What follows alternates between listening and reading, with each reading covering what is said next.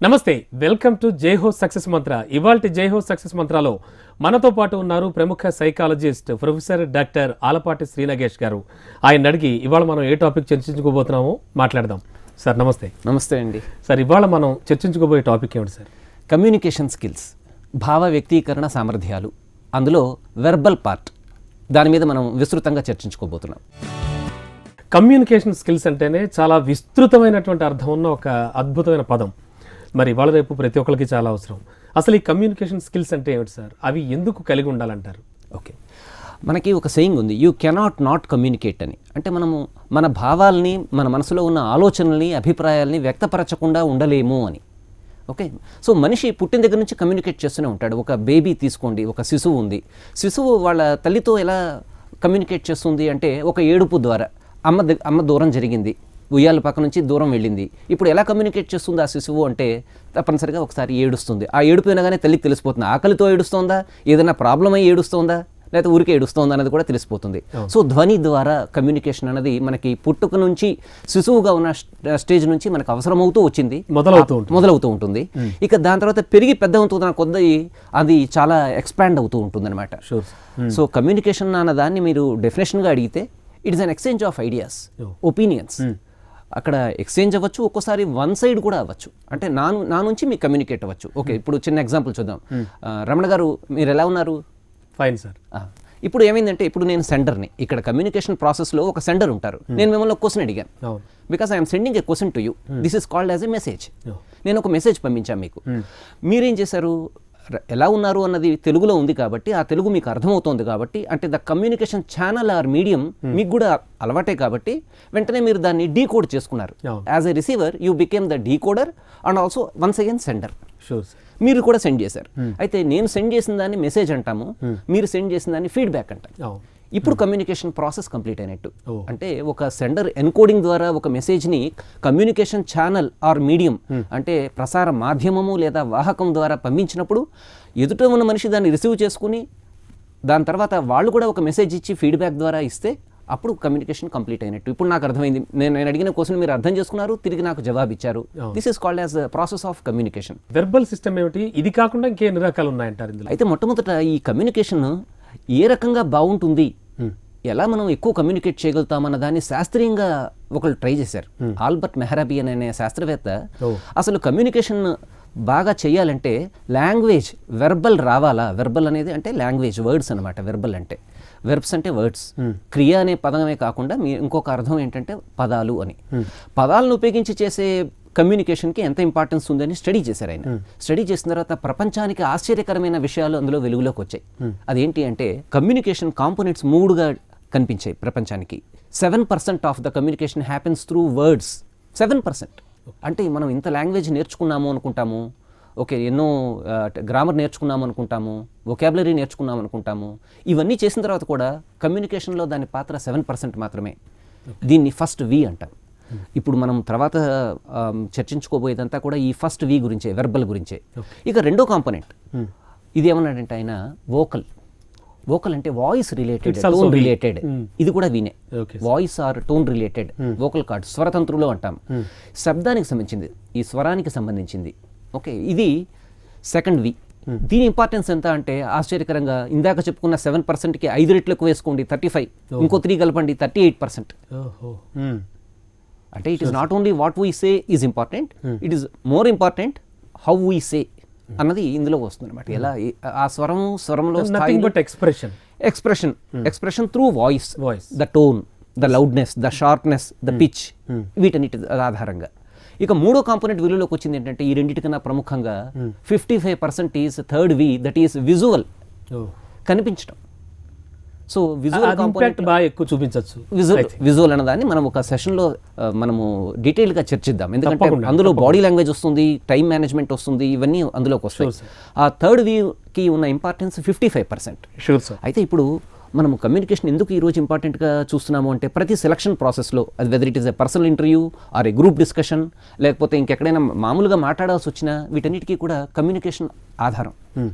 So ఒక చిన్న story ద్వారా చూద్దాం. మనము మాట్లాడేది కానీ రాసేది కానీ ఎప్పుడు దీనికన్నా అర్థవంతంగా ఇంకా మనం బెటర్గా చేయొచ్చు అన్నది ఆ స్టోరీ చెప్తుంది. కమ్యూనికేషన్కి ఎండ్ లేదు అని. There is always a better way to communicate. ఎలా, ఒక రోడ్ సైడ్ ఒక బెగ్గర్ ఉన్నాడంట. ఇతను టెంపుల్ దగ్గర కూర్చున్నాడు, మెట్ల దగ్గర కూర్చున్నాడు.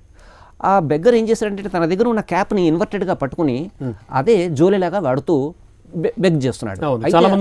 చూస్తూ ఉంటాం. ఇతను బ్లైండ్ పర్సన్. ఒక బోర్డు ఒకటి తయారు చేయించుకున్నాడు. అతను ఏంటిది, ఐఆమ్ బ్లైండ్ ప్లీజ్ హెల్ప్. ప్రతిసారి చెప్పకుండా అందరికీ అయ్యా నేను కళ్ళు లేని కబోదిని నాకు దానం చేయండి అని కాకుండా ఐఆమ్ బ్లైండ్ ప్లీజ్ హెల్ప్ అనేది రెండు సెంటెన్సెస్ రాయించేసి పక్కన ఒక బోర్డులో పెట్టుకున్నాడు. గుడికి వచ్చే జనం అంతా చూస్తున్నారు. వెళ్ళిన తర్వాత అప్పుడు వాళ్ళు మధ్యలో వెళ్ళేటప్పుడు కానీ వచ్చేటప్పుడు కానీ కొంచెం కాయిన్స్ వేస్తూ ఉన్నారు. ఈ ప్రాసెస్ అంతా ఒక ఆయన గమనించాడంట. వెళ్తూ చూసి దీనికన్నా అర్థవంతంగా ఉండేలాగా ఆ మెసేజ్ని మారుస్తాను అనుకున్నాడు.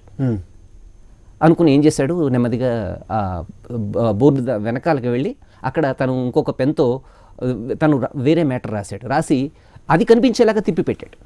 ఇప్పుడు జనం గుళ్ళోకి వెళ్తున్న జనానికి వస్తున్న జనానికి ఇప్పుడు మార్చిన రాత కనిపిస్తోంది.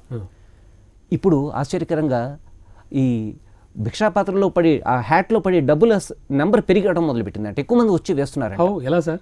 ఈ అబ్బాయి ఇందాక బ్లైండ్ పర్సన్ అని చెప్పాను కానీ ఈ బెగ్గర్ని అతని ఎంత శక్తి ఉంది అంటే ఆ అడుగుల శబ్దాన్ని బట్టి ప్రొద్దున ఈ మనిషి వచ్చి వెళ్ళి నా బోర్డు దగ్గర ఏదో చేసిన తర్వాత నాకు వచ్చే కలెక్షన్ పెరిగిందనే విషయాన్ని గమనించాడు. మధ్యాహ్నం మళ్ళా ఇదే వ్యక్తి తను చేసిన పని వల్ల ఇతనికి ఫలితం వస్తుందా లేదా అని చెక్ చేయడానికి వచ్చాడు. అది కూడా గమనించాడు. అది కూడా రాగానే ఆ బూట్ల శబ్దం విని, సార్ మీరు మార్నింగ్ వచ్చారు, ఇప్పుడు కూడా వచ్చారు, నా బోర్డు దగ్గర ఏదో చేశారు, ఏం చేశారు సార్? నాకు అయితే ఒక డిఫరెన్స్ కనిపించింది. మీరు వచ్చి ఆ బోర్డు దగ్గర ఏదో చేసిన తర్వాత ఏదో రాసుకుంటారని అనుకుంటున్నాను, నా భిక్షాపత్ర తొందరగా నిండిపోయింది, ఏం చేశారు సార్ అని అడిగాడు.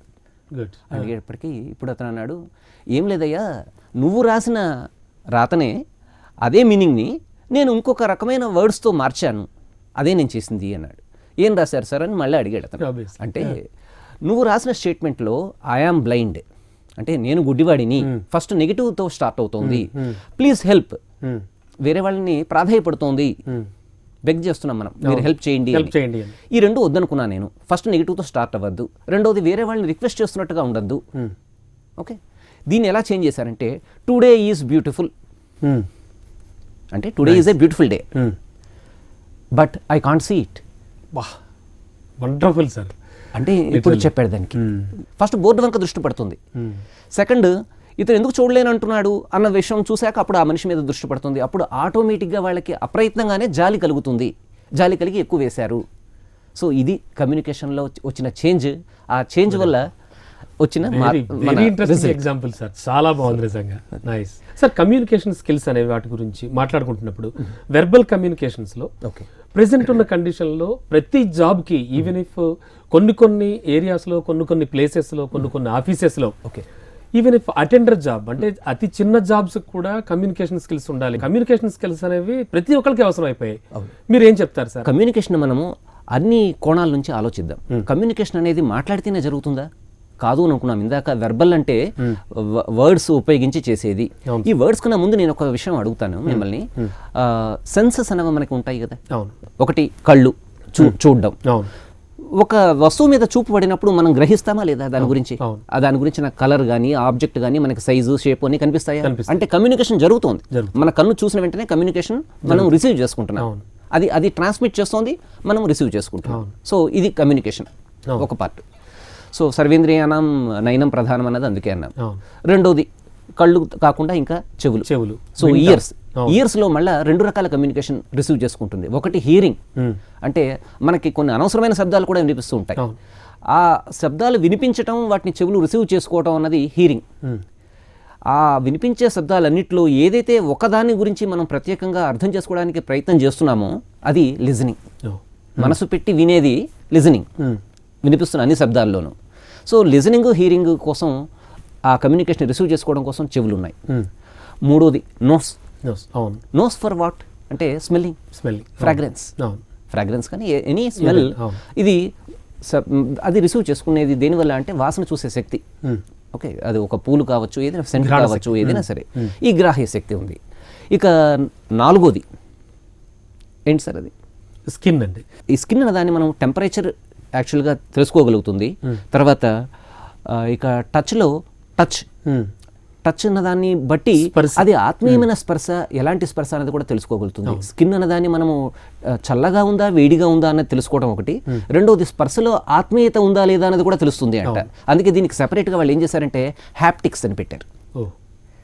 హ్యాప్టిక్స్ అన్నది ద కమ్యూనికేషన్ విత్ టచ్, ఇది ఒకటి పెట్టారు. ఇక ఇంకోటి ఉందండి మనకి టంగ్.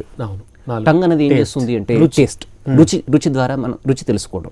అంటే పొటాషియం సైనైడ్ అన్న దాని ఆ సబ్స్టెన్స్ యొక్క రుచి తెలుసుకోవడానికి కొంతమంది సైంటిస్టులు ప్రాణాలు త్యాగం చేశారనే విషయం మీకు తెలిసే ఉంటుంది. వాళ్ళు ఆ పొటాషియం సైనైడ్ టేస్ట్ ఎలా ఉంటుందన్నది పేపరు పెన్ను దగ్గర పెట్టుకుని అది రాసే లోపల అని రాసే లోపల వాళ్ళ ప్రాణం ఎగిరిపోయింది. ఇది ప్రపంచాన్ని తెలియజేయడం కోసం వాళ్ళు ప్రాణత్యాగం చేశారు. ఆ కమ్యూనికేషన్ ఎలా జరిగింది ఆ సబ్స్టెన్స్ది అంటే ఓన్లీ టేస్ట్ వల్ల. ఆ టేస్ట్ వాళ్ళు చెప్పాలి, చూడకపోతే తెలియదు అది దాని పవర్. అది ఓకే సార్. సో ఇలా పంచేంద్రియాలు మనకి కమ్యూనికేషన్ని రిసీవ్ చేసుకోవడానికి ఉపయోగపడతాయి.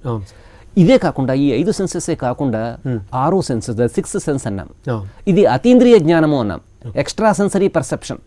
ఒక్కోసారి మీకు అనిపిస్తూ ఉంటుంది అంటే మా ఫ్రెండ్ నన్ను కలుస్తాడు, ఎందుకు అనిపిస్తుంది అతను ఈ రోజు వస్తాడు అనిపిస్తుంది, లేదా ఇక్కడ ఏదో రాంగ్ సిగ్నల్ నాకు దొరుకుతుంది, ఎందుకో ఇక్కడ ఈ ప్లేస్లో ఎక్కువసేపు ఉండబుద్ధి కావట్లేదు అని మీకు ఒక హింట్ వస్తుంది. మరి దీన్ని ఏమంటాం, ఇది ఇక్కడ కనిపించదు, వినిపించదు, టేస్ట్ చూడడానికి లేదు, స్పర్శకి ఏం తెలియదు, మరి ఎక్కడ మరి దేనివల్ల తెలుస్తుంది అంటే దీన్నే మనం మనకున్న సహజమైన ఈ 5 ఇంద్రియాలు కాకుండా ఇంకొక శక్తి కూడా మనకుంది అని దాన్ని 6th సెన్స్గా ఈఎస్పీగా చెప్పాం.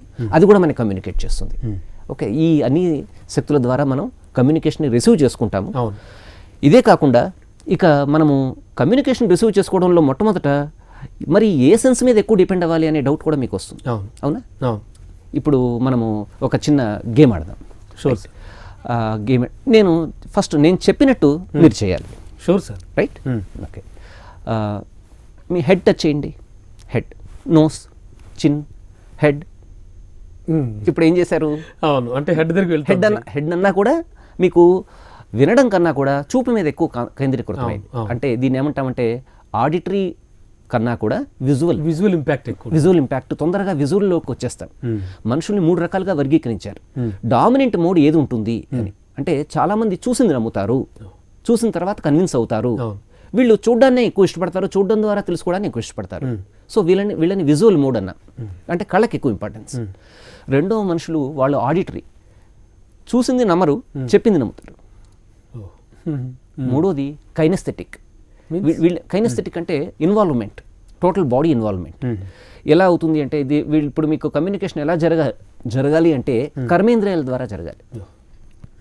ఇన్వాల్వ్మెంట్ కర్మేంద్రియాలు కూడా యాడ్ అవ్వాలి. సపోజ్ స్విమ్మింగ్ మనం నేర్చుకోవాలనుకున్నాం, స్విమ్మింగ్ గురించి ఎవరైనా చెప్పారు, విన్నాం, అర్థమైంది, చేయగలుగుతామా? లేదు. అందుకే ఇప్పుడు ప్రాక్టికల్గా చేసినప్పుడు తప్ప. అందుకే ఇప్పుడు బెంజమిన్ ఫ్రాంక్లిన్ అనే శాస్త్రవేత్త ఏమన్నాడంటే tell me I forget, teach me I remember, involve me I learn అన్నాడు. ఇన్వాల్వ్ అంటే టోటల్గా ఇన్వాల్వ్ బాడీ యాక్షన్ మొత్తం అన్ని కలిసిపోతాయి, ఇంటిగ్రేట్ అయిపోతాయి అన్నీ కూడా. అంటే నథింగ్ బట్ ఫిజికల్ ఎక్సర్సైజ్. ఆ ఫిజికల్ ఎక్సర్సైజ్ లో ఈ సెన్సెస్ అన్నీ ఉంటాయి, జ్ఞానేంద్రియాలు ఉంటాయి, కర్మేంద్రియాలు ఉంటాయి. ఇన్వాల్వ్మెంట్ అయిపోతుంది. ఇన్వాల్వ్మెంట్ అయినప్పుడు ఎక్కువ గుర్తుంటుంది, అది నేర్చుకున్నట్టు అవుతుంది అన్నారు. అయితే మీకు ఇంకొక డౌట్ వస్తుంది, మరి కొంతమంది విజువల్ అన్నాము, కొంతమంది ఆడిటరీ అన్నాము, మరి దేనికన్నా ఒకదానికి మనం ఇంపార్టెన్స్ ఇవ్వచ్చా అంటే ఎప్పుడు ఒక సెన్స్కి ఇంపార్టెన్స్ ఇవ్వద్దు. మీకు ఒక విషయం ఎప్పుడు వింటే ఉంటారు, మనం చెప్పుడు మాటలు వినద్దు అంటే మనం దేనికి ఇంపార్టెన్స్ ఇచ్చాం కమ్యూనికేషన్లో? వినడానికి మాత్రమే. మనం చూసామా? చూడలేదు. అతను చూసానని చెప్తున్నాడు అతను. మనకి కమ్యూనికేషన్ ఎలా వచ్చింది? అతను చెప్పిన దాన్ని బట్టి వినడం వల్ల వచ్చింది. చెప్పుడు మాటలు వినద్దు అన్నది ఎందుకన్నారంటే అతను చెప్పాడు, నువ్వు విన్నావు, కానీ అది నిజమని ఎలా ధృవీకరించుకుంటావు అన్నది మనం క్వశ్చన్ చేసుకోవాలి. మనం చూడలేదు కదా, అంటే మనం చూడాలా? చూసిన ప్రతిదీ నిజమేనా అంటే అది కూడా కాదు. కమ్యూనికేషన్ ఎందుకు ఇంత కాంప్లెక్స్ అంటే all that glitters is not gold అన్న, appearances are of and deceptive అన్న.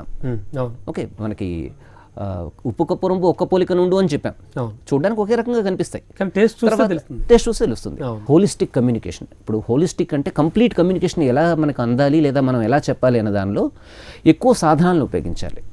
వినికిడి ద్వారా, కనిపించడం ద్వారా, రిసీవ్ చేసుకోవడమైనా చెప్పడమైనా, మనం చెప్పేదైనా, మనం వేరే వాళ్ళ దగ్గర నుంచి రిసీవ్ చేసుకునేదైనా 2-3 రకాల సాధనాలు మనం తీసుకుంటే అప్పుడు మనకి కాన్ఫిడెన్స్ వస్తుంది. ఇది కరెక్టే, నేను చూశాను, విన్నాను, ఇంకో చోట చదివాను, ఇలా ఇంత బ్రాడ్గా ఉంటుంది కమ్యూనికేషన్ అన్నది. కమ్యూనికేషన్ స్కిల్స్లో వెర్బల్ కమ్యూనికేషన్ స్కిల్స్లోకి వస్తే ఓకే, ఏ వయసులో వాళ్ళకి ఎక్కువగా అవసరం అంటారు అది? అంటే దాన్ని నేర్చుకోవాలి లేదా తెలుసుకోవాలి అంటే కనుక ఏం చేస్తే బెటర్ అంటారు? Right, okay. ఇప్పుడు మనకి స్టూడెంట్గా ఉన్న తర్వాత మనం చదవడం రాయడం చేస్తూ ఉంటాం, క్లాస్లో చెప్తారు అది. సో వెర్బల్ పార్ట్లో లిజనింగ్, స్పీకింగ్, రీడింగ్, రైటింగ్ అని LSRW. లిజనింగ్ ద వర్డ్స్, తర్వాత reading the words, speaking the words, writing the words. ఇప్పుడు మీరు అవుట్పుట్ ఇన్పుట్ ఏది అని చూసారనుకోండి, మనము మీరు ఒక బాగా మాట్లాడే వ్యక్తిని గమనించారు. ఓకే, బాగా మాట్లాడే వ్యక్తి ఏం చేసి ఉండాలి? దీనికన్నా ముందు ఒక మంచి స్పీకర్ ఉన్నాడు అంటే ఏం విని ఉండాలి. ఎగ్జాక్ట్లీ రైట్గా చెప్పారు మీరు.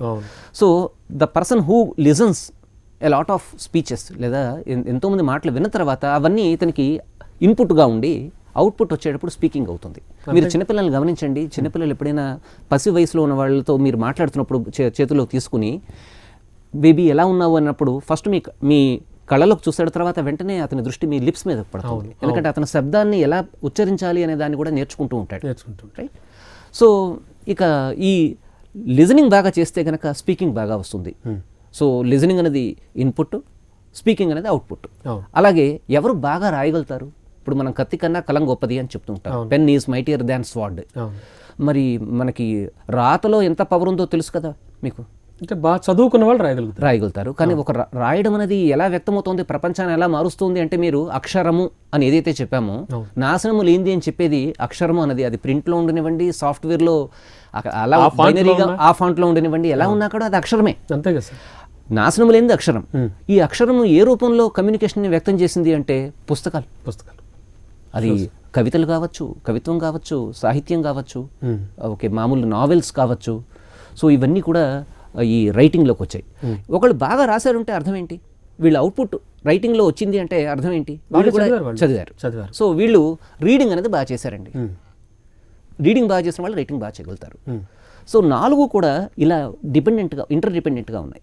లిజనింగ్, స్పీకింగ్, రీడింగ్, రైటింగ్లో ఈ 4 పార్ట్స్ ఆఫ్ వెర్బల్ కమ్యూనికేషన్లో మనము కనెక్టెడ్ అనుసంధానించబడి చూస్తున్నాం. ఇప్పుడు లిజనింగ్, స్పీకింగ్, రీడింగ్, రైటింగ్ అన్నాను. మీ దృష్టిలో చెప్పండి రమణ గారు, మీ దృష్టిలో ఎవరు ఎక్కువ ప్రభావవంతంగా ఉంటారు? మీకు ఒక లిజనర్ ప్రభావవంతంగా కనిపిస్తాడా, ఒక స్పీకర్ అనిపిస్తాడా, రీడర్ అనిపిస్తాడా, రైటర్ అనిపిస్తాడా? చెప్పండి, మీ దృష్టిలో చెప్పండి. నా దృష్టిలో అయితే ఒక స్పీకర్ అండి, ఒక విషయం.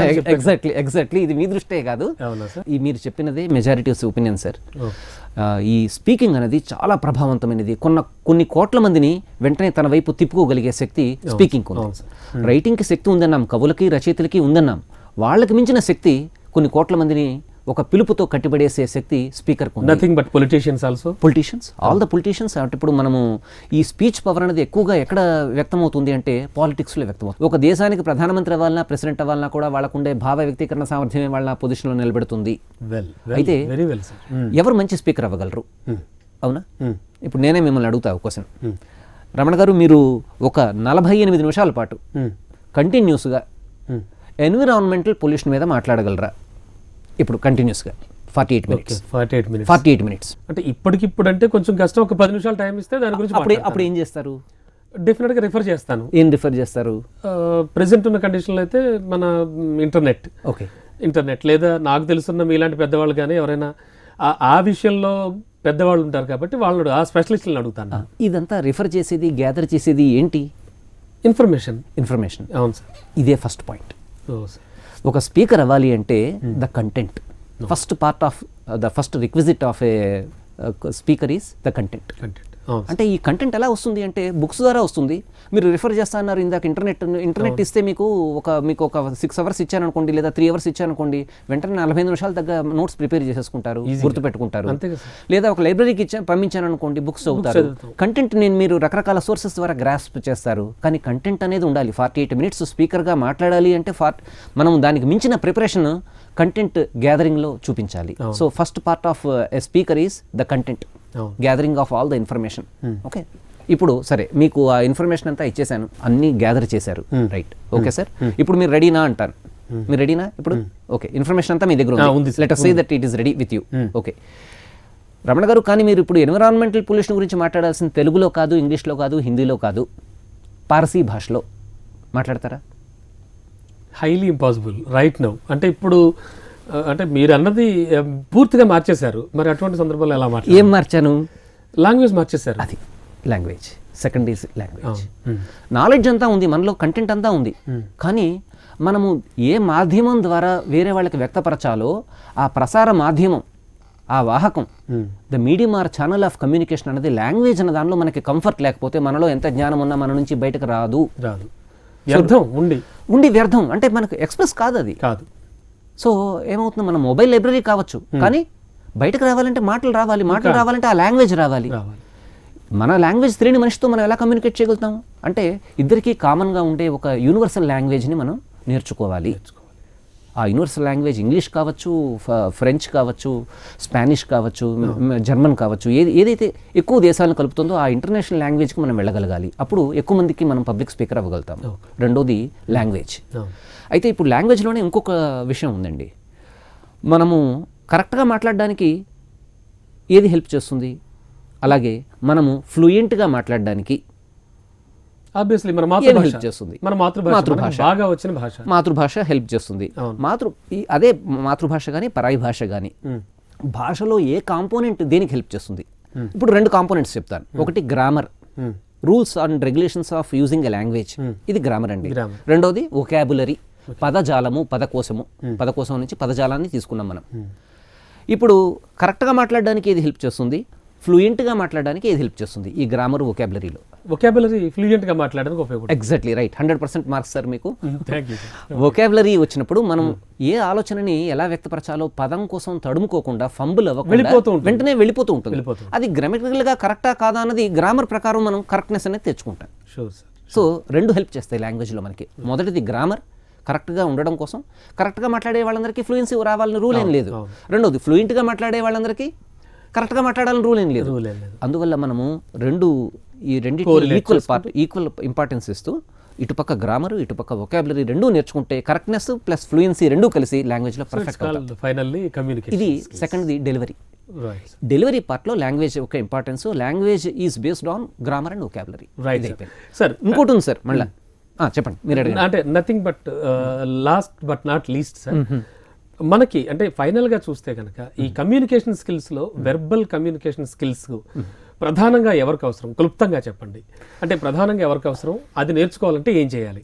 ఓకే, ఇప్పుడు మనం అనుకుంటున్నట్టు కమ్యూనికేషన్ స్కిల్స్ అవసరం లేని మనిషి అంటే ఎవరు లేరండి చెప్పాలంటే. ఓకే, ఒక్కొక్క స్టేజ్లో ఎక్కువ ఇంపార్టెన్స్ పెరుగుతుంది. మనం అనుకున్నట్టు ఇందాక ఒక మేనేజర్ ఉన్నారు, లీడర్ ఉన్నారు, ఎక్కువ మందికి వ్యక్తపరచాలనుకున్నప్పుడు దాని ఇంపార్టెన్స్ పెరిగిపోతుందండి. ఒక మేనేజర్ టీం మెంబర్స్ 100 మంది ఉన్నారంటే వాళ్ళకి చెప్పాలంటే చాలా అర్థవంతంగా చెప్పాలన్నప్పుడు ఈ రెండిట్లో చాలా పవర్ఫుల్గా ఉండాలి. అలాగే ఒక ఎంప్లాయ్మెంట్ తెచ్చుకోవాలనుకున్నప్పుడు మంచి స్పీచ్ ఇవ్వాలి, గ్రూప్ డిస్కషన్ కానీ పర్సనల్ ఇంటర్వ్యూ కానీ. సో వీటి కోసం ఒక అన్ఎంప్లాయిడ్ పర్సన్కి ఇది చాలా అవసరం. ఓకే, సో మనం ఇందాక అనుకున్న కంటెంట్, లాంగ్వేజ్ని రెండింటిని డెవలప్ చేసుకుని డెలివరీ పార్ట్లో 3వ కాంపోనెంట్ ఏంటంటే భయపడకుండా మాట్లాడడం. ఇది సైకలాజికల్ ఫ్యాక్టర్. ఎంతమంది ఉన్నా కూడా నేను మాట్లాడగలను, నాకు వచ్చిన కంటెంట్ ఉంది నా దగ్గర, నేను లాంగ్వేజ్ నేను చేయగలను అనేది 3వ కాంపోనెంట్. డెలివరీలో అంటే డెలివరీ 2 పార్ట్స్గా ఉంది, ఒకటి లాంగ్వేజ్, ఇంకోటి సైకలాజికల్ స్ట్రెంత్. ఈ 3 మనం కలగలుపుకుంటే వెర్బల్గా మనం మంచి కమ్యూనికేటర్ అయినట్టే. సో ఇవి అర్థం చేసుకుని ప్రాక్టీస్లో పెడతారని నేను ఆశిస్తూ ఈ పార్ట్ కంప్లీట్ చేస్తూ నేను సెలవు తీసుకుంటున్నాను. రైట్ సార్, చాలా చక్కగా వివరించారు. Thank you so much sir. So ఇది వాళ్ళ జైహో సక్సెస్ మంత్ర. మరో జైహో సక్సెస్ మంత్రాలో మళ్ళీ కలుద్దాం. చూస్తూనే ఉండండి హెచ్ఎం టీవీ.